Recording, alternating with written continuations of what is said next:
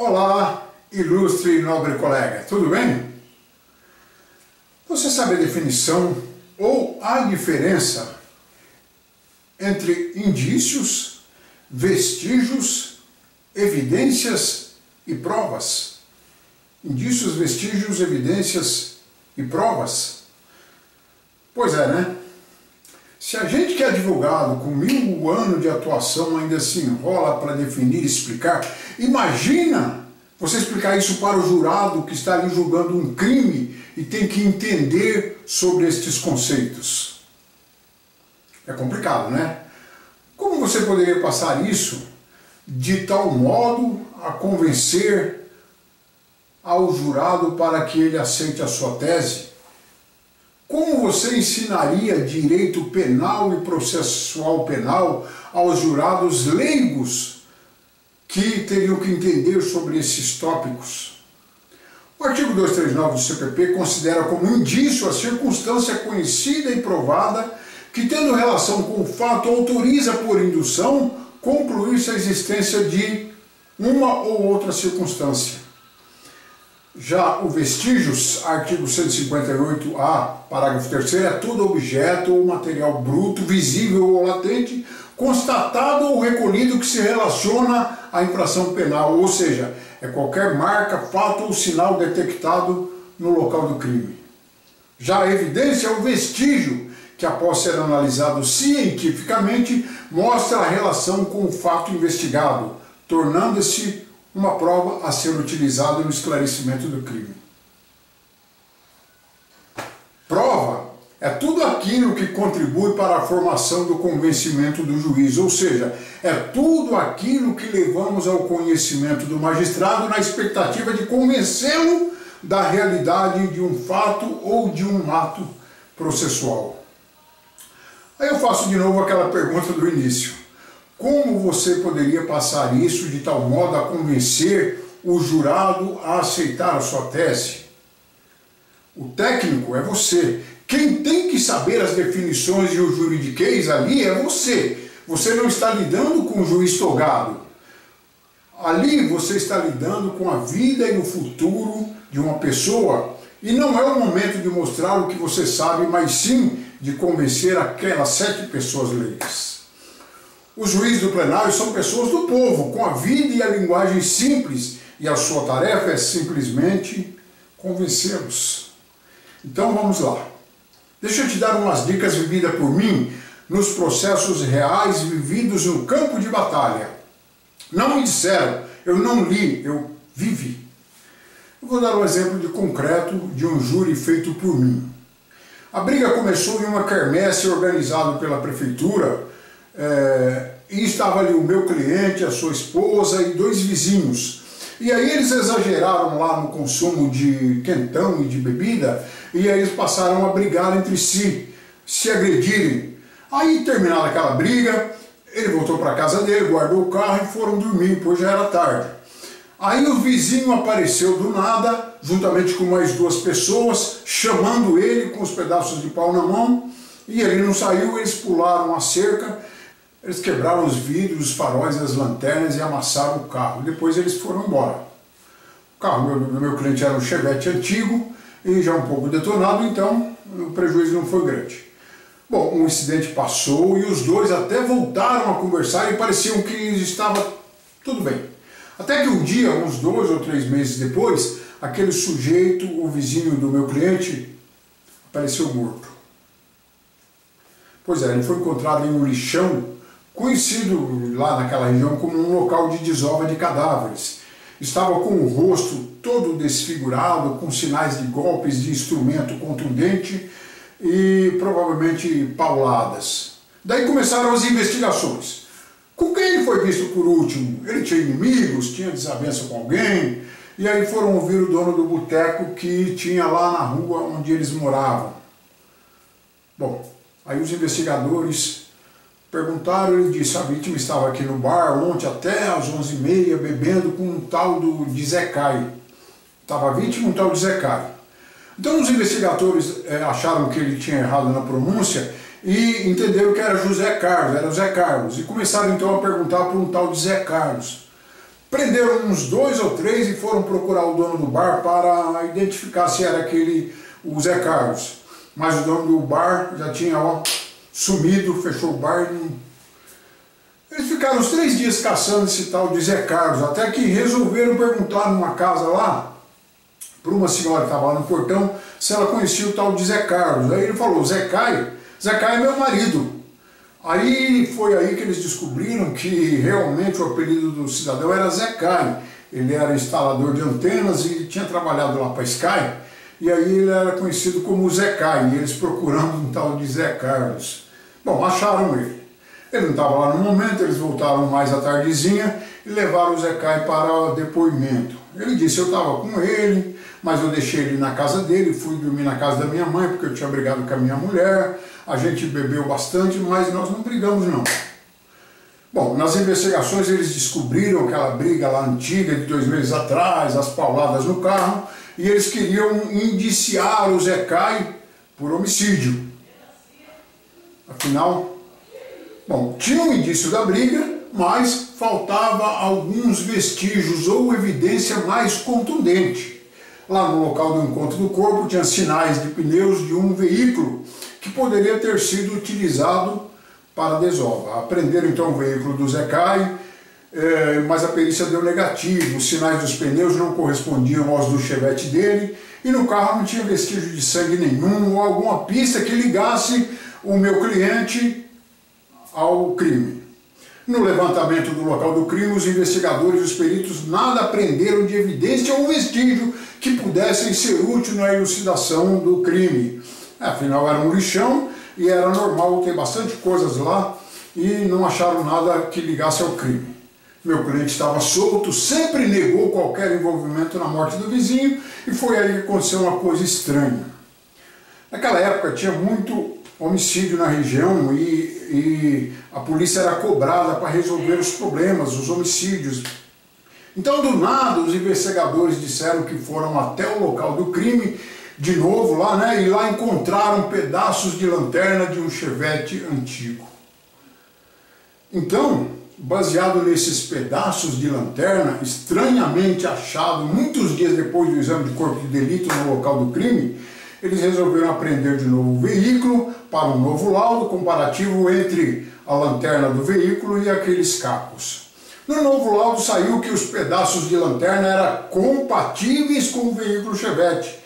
Também que a lanterna do veículo tinha sido trocado recentemente. Pois é, aí não teve jeito. Eles indiciaram o meu cliente como sendo o autor daquele crime, um homicídio qualificado pelo uso de meio insidioso e cruel, artigo 121, parágrafo 2º, inciso 3º. O delegado até pediu a preventiva, mas o juiz não deu. Apesar de todos os esforços para que ele fosse impronunciado, os indícios que poderiam incriminar ele parece que eram fortíssimos, pelo menos aparentemente, e ele acabou sendo pronunciado. E lá estava eu, no plenário do júri, com a tese de negativa de autoria e a missão de derrubar todos os indícios, vestígios e evidências que todas juntos formavam a prova.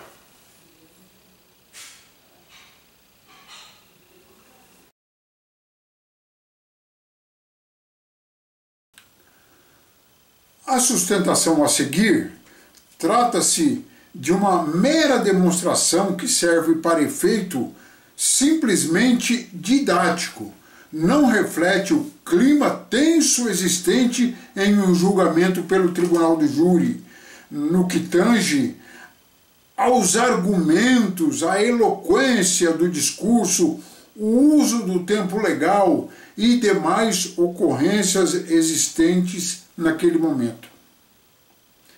Uma mera simulação jamais poderá se comparar ao fragor da batalha. 5.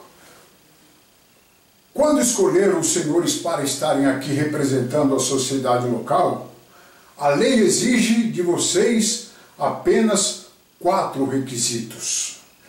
Não exige conhecimento cultural de leis e normas, não pede qualquer graduação ou especialização de nenhuma natureza.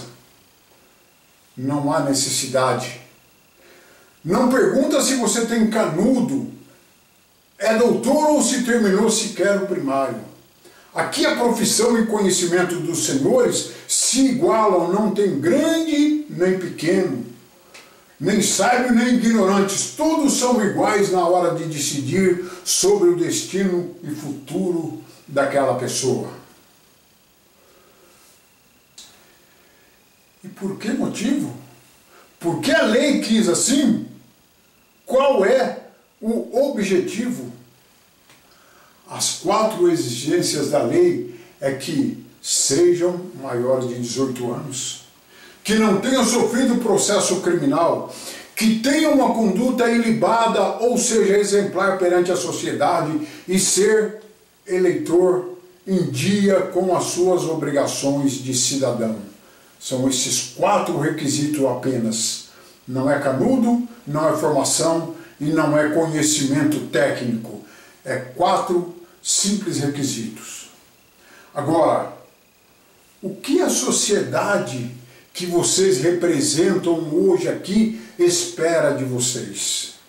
Que sejam justos, pois os pais, mães, irmãos, crianças, enfim, todos querem viver em um mundo de justiça. E o que o réu espera de vocês? Justiça, pois ele é seu semelhante que o destino, por caminhos tortuosos, colocou naquela cadeira. Lógico que além de julgar com base em vossas consciências, deverão e terão que julgar também de acordo com aquilo que se convencerem, analisando os autos do processo. Agora, por fim, eu pergunto, o que o processo tem para fornecer aos senhores para que deem uma sentença justa e correta? O que traz o processo hoje para os senhores para decidirem sem nenhuma dúvida? Eu mesmo vou responder e provar de forma bastante cristalina que o processo tem para convencer os senhores de que aquele coitado ali matou a vítima. Sabe o quê? Sabe o que tem o processo hoje para convencer os senhores a decidirem a enjaular aquela pessoa por 30 anos? Nada. Apesar do grande esforço da investigação, tudo o que conseguiram foi trazer um monte de peças de um quebra-cabeça e dizerem para os senhores: nós não conseguimos chegar a uma conclusão, então montem vocês esse quebra-cabeça, assumam vocês a responsabilidade. É isso que a polícia fez. Não conseguiu descobrir, não conseguiu resolver o quebra-cabeça e está dizendo para os senhores: resolvam.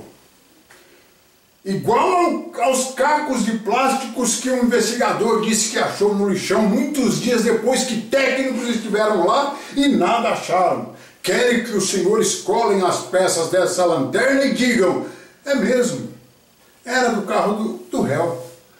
E porque era do carro do réu, foi ele que matou a vítima e levou o corpo lá. Entenderam? Descasquem vocês esse abacaxi. Assumam vocês a responsabilidade de presumir, concluir, condenar e depois dormir em paz com suas consciências de que fizeram justiça aqui hoje. Simples. Durmam em paz, descasquem o abacaxi, concluam, façam as análises e entreguem a justiça. Vestígios no veículo do réu? Cadê? Afinal, o rosto da pessoa estava deformado de tanta pancada que levou e ao menos uma pequena gota teria que ser achada no chevette e não foi achado. Agora, pegam uns cacos de lanterna plástica, achada sabe lá Deus como em um lixão, e querem empurrar goela abaixo dos senhores que esta é a prova. Senhores, eu disse que são 4 os requisitos para ser jurado, mas eu errei. Na verdade são 5. O 5º requisito, que eu chamo de qualidade, é a experiência de vida. Os senhores dessa cidade conhecem e sabem que aquele lixão é ponto de desova de corpos na briga de gangues, Os senhores viram aí pelas testemunhas que este pobre coitado é um pai de família digno, trabalhador e honesto. Do mesmo modo, os senhores sabem, pelas notícias todas as noites, que nesta cidade os crimes de homicídios atingem níveis assustadores. E a polícia tem a responsabilidade de atuar no trabalho de elucidação e combate a essa barbaridade. Mas espera aí, não podem sair à torta e à direita investigando o mal, provando o mal e trazendo para os senhores da sociedade a responsabilidade de ajudar no combate a esse crime. O réu nega e sempre negou qualquer envolvimento no crime. As provas, se é que podem ser assim chamadas, são frágeis, débeis, confusas e totalmente insuficientes para uma decisão duvidosa. No mundo do direito, tem uma frase que diz assim: na dúvida, julgue a favor do réu. Em latim, in dubio pro réu. Mas no caso presente, nem dúvida nós temos. No caso presente, sequer a dúvida foi implantada por esses cacos hoje trazidos aqui e que estão pedindo para os senhores resolverem o abacaxi, eu reafirmo. Senhores, a defesa pede, convicta da total inocência daquele homem, que a voz da sociedade, a voz da justiça, a voz dos homens de bem seja hoje ouvida em alto e bom som neste tribunal, absolvendo aquele inocente ali sentado. Quando lhe perguntarem lá dentro, o jurado absolve o réu? Não tenham um mínimo de dúvida de responderem sim. Assim, a justiça estaria sendo feita nesta cidade. Obrigado. A defesa falou.